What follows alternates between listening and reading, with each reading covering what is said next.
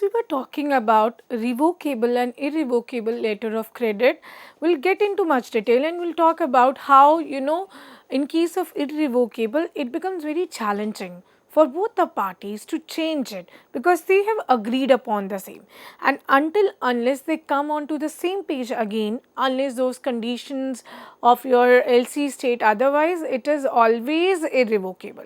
So most of the times the contract that you see, they are irrevocable in nature. That means a document cannot be changed, cannot be cancelled until both the party agrees. If both the parties are in tandem with each other, they agree upon those terms and conditions that being changed, so then there is no problem. That can be changed, but most of the time it is irrevocable. So that means it cannot be changed on a later stage, right? Now further, when we talk about these letter of credits, they are like most versatile and secure instruments. Why I say this about a versatile and a secured means that they are most widely being used in the payment and settlement terms.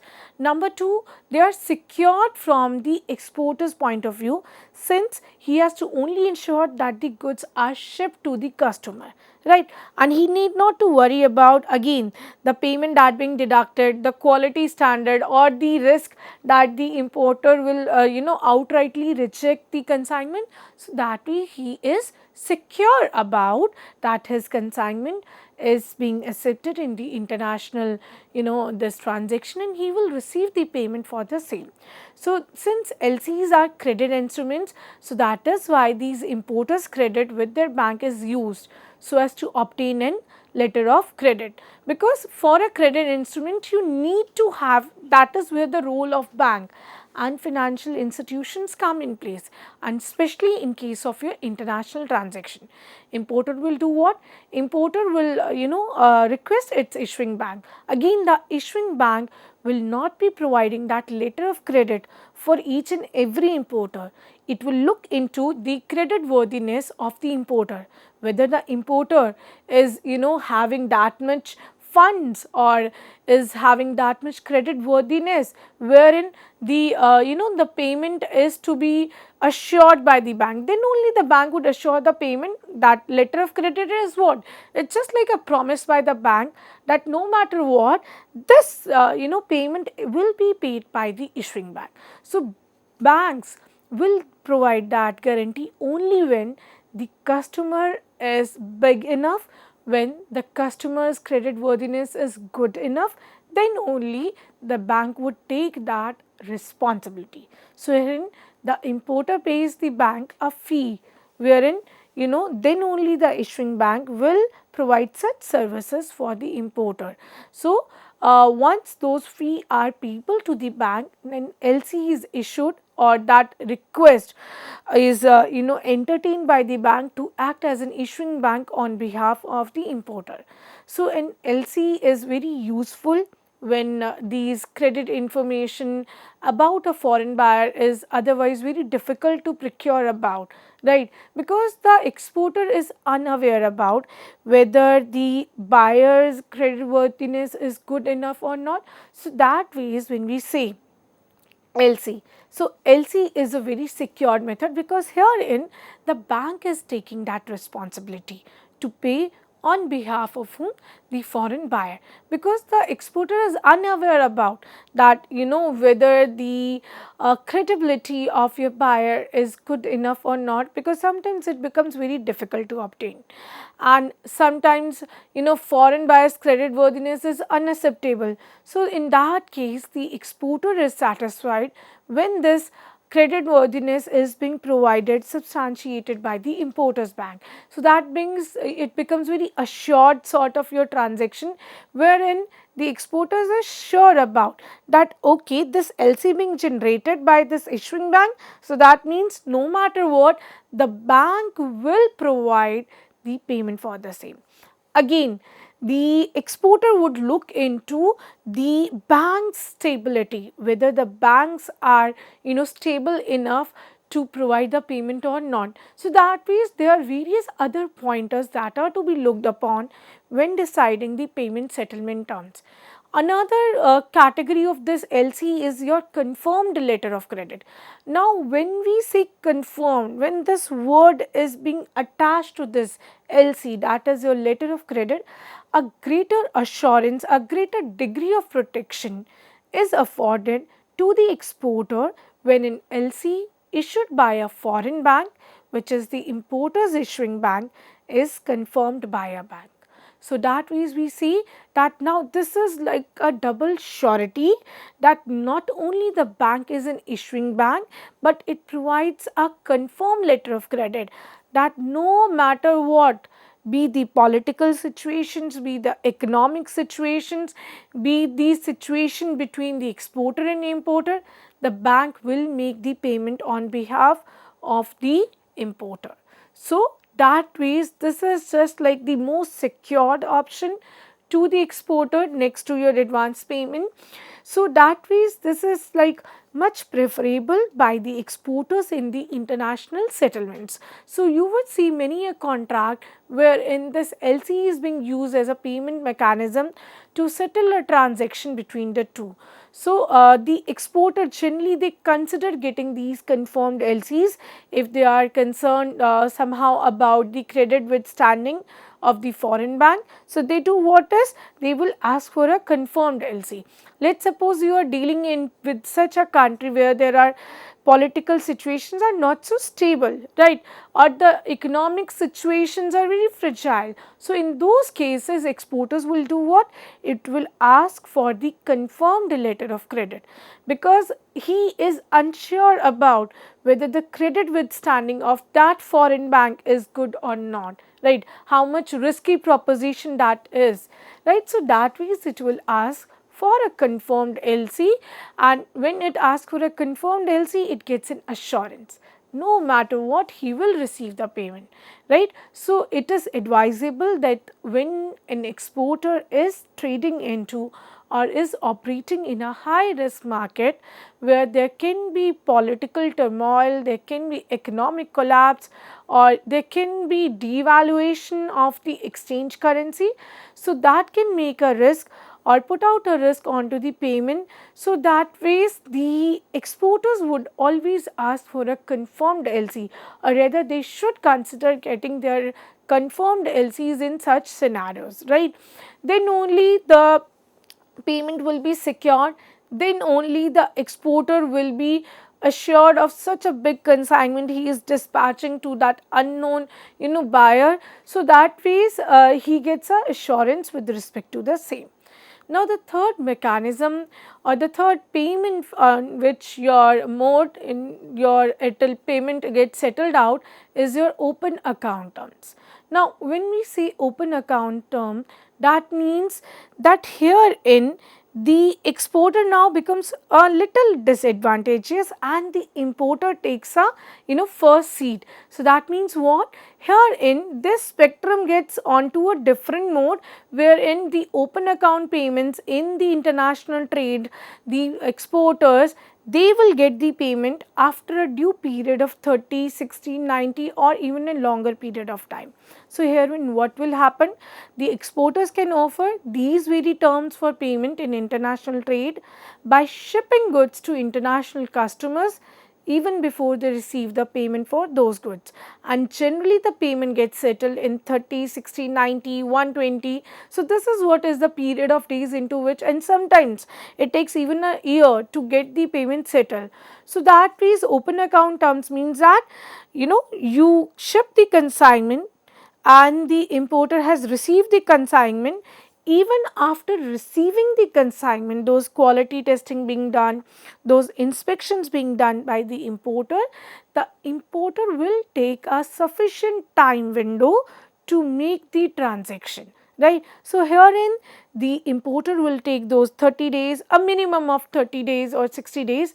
Those time period is also mentioned that let us suppose the importer is not making the payment in that period of 30 to 90 days. So, additionally an interest will be charged onto those term of period which is expanding or which is exceeding this time zone of your 30 to 90 days. So, that ways it is just like much more preferable for the importer, because now he has done what? He has received the consignment. Additionally, he is getting those 30 days period wherein he has that leverage of making the payment after those 30 days or within that period of 2 to 3 months. So that ways he gets enough you know time window to make an arrangement for the payment. And meanwhile, if the consignment gets sold further to the retail market or to the various other customers, so he may get the funds and immediately, and later on he can just make the payment to the exporter. So that ways, this is the option which is most preferred by the importer, and thereby it becomes a least secured one for the exporter. So again, if you refer to those that widget which I showed you in the previous slide, wherein it talks about what, that the most secured and the least secured for the exporter and the importer. So this open account terms becomes the least secured, and the open account terms for the importer, it becomes the much secured option, a little secured one, wherein it is receiving the consignment, it gets sufficient time to make a yes or no on to consignment, to reject some goods which he feels like is of not a sufficient quality. So that ways your importer is getting the sufficient time to make a decision whether with respect to inspect the quality or whether the quantum is intact or not. Similarly, if we talk about the exporter is not as at, you could say, that much beneficial position, because he has to wait for a certain period of time, and sometimes this period gets extended because of various factors, as we mentioned in the previous case, that there can be political situations, there could be economic collapse, or again the exchange thing wherein there could be devaluation, or various other factors which impact the payment and settlement. So that ways we say that it can though help to maximize the potential sales volume for the exporter, but it is most convenient to the customer, that is to the importer, right. For the exporter, it is the most riskiest type of payment in international trade, and additionally it can be one aspect can be looked upon, that is for the exporter, if he provides this very option of open account as a settlement term.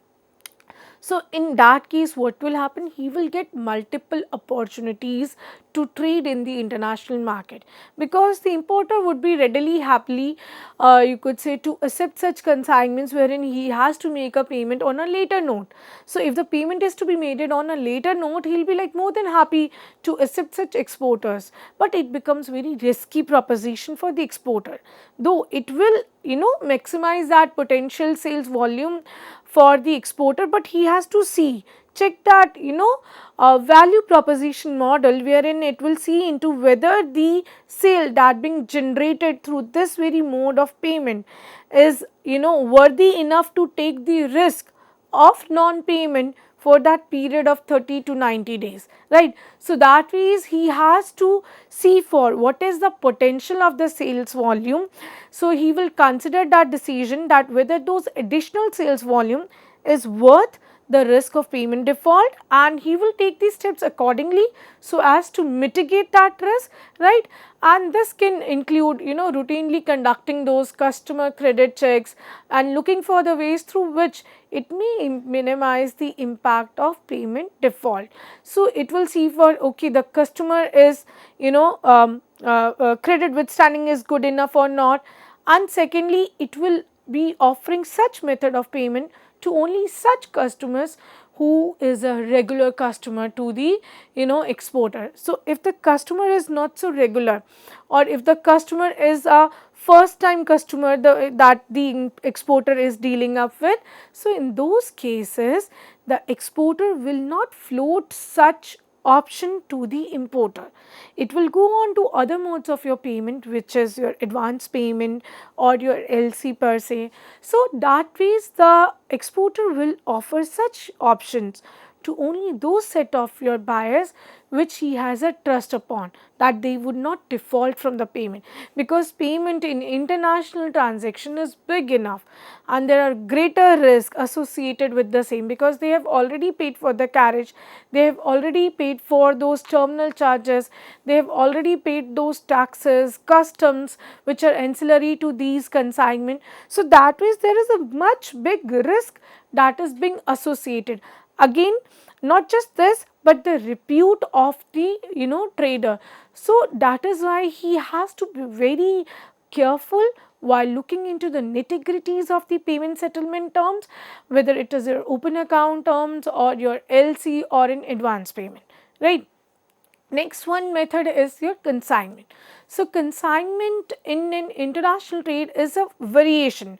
Why do we call it a variation? Because it's just like a hybrid of open account in which payment is sent to the exporter only after the goods being sold by that foreign distributor to the end customer. Now what will happen, we will take the example of A, B, C.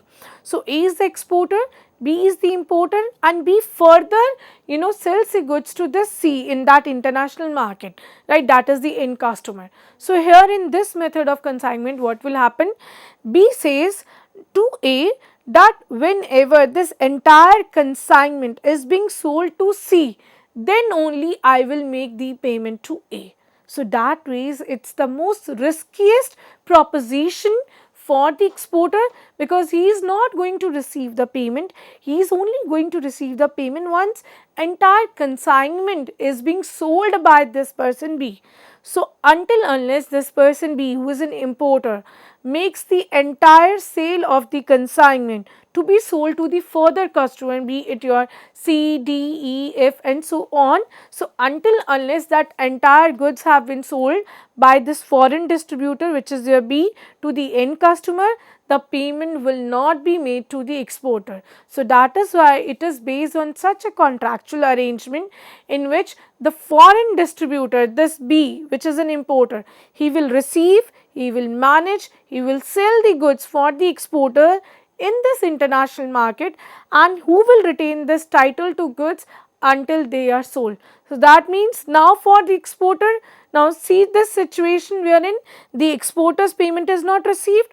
Moreover, his entire consignment is there lying with the B, and until unless that consignment is being sold in that international market, he has to just wait for the payment. So until unless entire goods are being sold, he has to take that risk. So that's why it's a very risky proposition. It's the most riskiest proposition, because he has to do what? He has to only wait until unless all the goods that are being sold, sent to this foreign distributor, until unless they get sold out to the final end customer, he will not receive the payment. So there being no chances of receiving the payment. Now if that being such a risky proposition, why would some exporters would still offer such an option? Because it would open the avenues for such exporters to explore into newer international markets or give a tough competition to various other brands in such markets, right. So that means when we say about that our goal is to reach and access newer international markets, then this form of your consignment method is offered, right. Clearly, so exporting on consignment being considered very riskier for the exporter, since a payment is not guaranteed and its goods are there in a foreign country in the hands of that foreign distributor. So consignment basically helps the exporters that they may become very competitive on basis of providing availability and access to newer markets and ensure faster delivery of goods. But selling on consignment can also help your exporters that they reduce this direct cost of storing the goods. Why do we see that direct cost of storing? Because all those goods would otherwise would have been there in the place of your exporter. He has to bear those warehouses expenses, maintenance expenses, cold storage expenses to manage that inventory. So now that cost is being managed by this foreign distributor. So that is why sometimes this option is also being undertook by many exporters, because for the importers it's just like the win-win situation. Like, it is the exporter who has to take a second thought onto this mode of your payment, wherein he has to see about whether it's a good proposition or not, or whether the appropriate insurance should be in place to cover those consigned goods which are there in transit or in the possession of those foreign distributor, and also he has to mitigate that risk of non-payment. So that means the exporter has to be extra cautious about with respect to taking the insurance, and that to appropriate insurance which cover all these set of your risks. So the only thing is that he will enter a third market, and with the help of a third party distributor. So that ways we can see that exporters can look upon this option, provided its benefits are able to outweigh the cost associated with the that consignment. The last very method is your documentary collection. So documentary collection is a transaction wherein the exporter, it entrusts the collection of the payment for a sale to its bank, that is the remitting bank, which sends the document that its buyer needs to the importer's bank with instructions to release the documents to the buyer for payment. Now, you would be wondering about that what is the difference between a DC and an LC. LC also talks about there being an issuing bank, there being a nominated bank who upon contingent upon a situation and that condition being met, so the payment would be released. Now, the difference is that in case of your LC, only goods are to be dispatched. That is the only documentary evidence that is required, right? Or that is why we call it a documentary credit.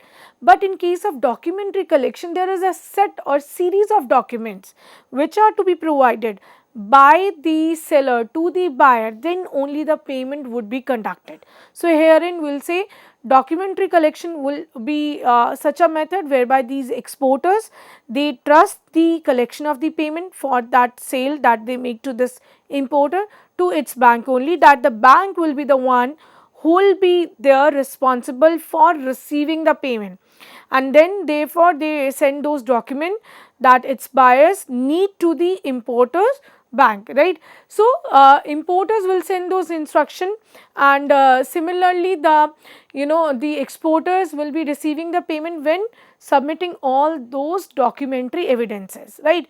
So herein the funds are received from the importer and they are remitted to the exporter through the banks. So herein the banks takes the most prominent place, because they are handling all the transactions and they are taking care of the documentary proofs and validating them, right, acknowledging them. So therein, when the funds are received from the importer and they being remitted to the exporter through those banks that are involved into this entire process of collection mechanism. So here may DCs, they may involve using such a draft that would require the importers that they would pay the amount either at site. That means either once those documents being received by the importer bank or on a specified date. So that will specified date here means that okay, when the contract comes to a point when it gets concluded or when it is near to conclusion, right. So that means the collection letter, it will provide such instruction that specifies the documents that are required, that then only the transfer of title to goods will be passed on to the buyer. So although banks, they act as facilitators, but they also offer in that case that they will not say that they would provide that verification. They are only doing as a facilitator that exchanging those documents or collecting those documents. So that ways they are generally you would say preferable, because they are less expensive, because they are not validating the same. That was a confirmed LC, है ना. यहाँ पर it says only documentary collection, that okay, the minute the documents are being asked by the exporters bank or being asked by the remitters bank, so they will just do that service of collecting those you could say documents on behalf of both the parties, and will accordingly will act as the facilitators for their clients. So that ways you would see that documentary collection is just like you would say that collecting the goods on behalf of the customers or on behalf of the exporters or the importers, whereas LC is just like a much secured mechanism of payment, wherein you would see about the bank is taking an additional responsibility that okay, if the importer will not pay for the same, the bank gives a promise and assurance to pay on behalf of the your this customer. So now again we go back to this diagram wherein we talking about the least secured and the most secured. Now we already discussed about these 5 methods of payment wherein we started up from the cash in advance. Now you may understand that why the cash in advance is the most secured one for the exporter and why it is the least secured one for the importer.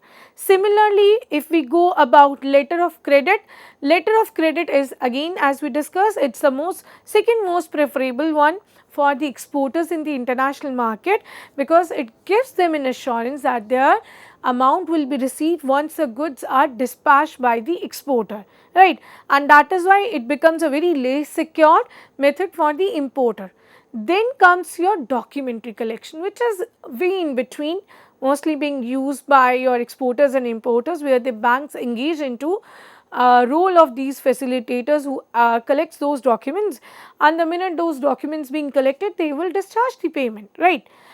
Next comes your open account. Again, open account is not so preferable for the exporter, as we already discussed, because herein what will happen, the importer will receive the cargo, will receive the consignment and will issue the payment after making a a sufficient check of the quality after a period of 30, 60 or 90 days, whatever is applicable in this case, right. And the least preferred in case of the exporters is consignment, and the most preferred in case of importers is consignment. So it goes vice versa, right, wherein the most beneficial for importer would be the least beneficial for the exporter, and the least beneficial for the exporter will become the most beneficial for the importer. So that is it hails. So consignment, as we know that herein the goods would lie with the third party, that is a foreign distributor, and the payment will be made only after the entire cargo is being sold. So this way you can understand that for both importer and exporter, they have to look into the value proposition model, that whether the exporter will take this option of consignment or per se open account only when the cost or the, you could say, the benefits, right, so that are able to outweigh the cost that being associated with the dispatching or conducting that entire transaction, right. If the benefits are not able to outweigh the risk that this exporter is taking to complete that entire consignment, then it is not worth it. He will not float that option as a payment mechanism. Second, the type of country he is dealing with. Third, the customer is loyal enough, or whether he is a regular customer or not. So that also discusses upon whether such methods is to be taken upon or not. Third, the scope of the goods in the international market, that means whether the goods have that much potential to give a tough competition in the international market, whether the goods are able to being in such a market where they are easily being sold off, or they can access newer markets, or it may open new avenues for the exporters. So that is also they have to look upon, that is the exporter. Similarly, the importer would only opt for cash in advance if he is sure of the exporter he is dealing up with. He will not take that option of cash in advance until unless he is sure of the quality standards of the exporters, the the dealing mechanism of the exporter, the type of goods, the past deals that also create an impact in the mind of the importers, the repute of the firm, the repute of the nation, the political stability of a nation, the economic situation of a nation. So that is why it's just not the micro or the internal factors that affect an international transaction, that which mode of payment are we going to settle upon, because we are looking upon the payment risk, right. So it's not the only factor. factor, they would also look into the macro factors, because these macro factors does have an impact on an entire deal, since these exporters and importers are not just dealing in a limited bunch of goods, rather they are dealing into a vast segment of goods, wherein the goods are being sent into tons of units. So that is why they become very, very careful upon when deciding upon the payment risk associated with different methods of your payment, be it your exporter, be it your importer. They would look into the same very carefully, see into and scrutinize the advantages, disadvantages of each of these methods. And as I said initially also, I would repeat that LC is such mechanism which the exporter and the importers mostly use in the payment and settlement terms, and this is again because of the confirmed assurance to the buyer that he will receive the shipment, and a confirmed assurance to the exporter that okay, the minute I will dispatch my goods, I will receive the corresponding payment in my account. So that ways these methods can be looked upon when taking a decision with respect to payment and settlement terms. So have you got any queries or comments to say upon? You can just drop in your messages. And now since we come to a close, we will be talking about various other terms of contract in the coming sessions. So that's the thing for the day, and thank you.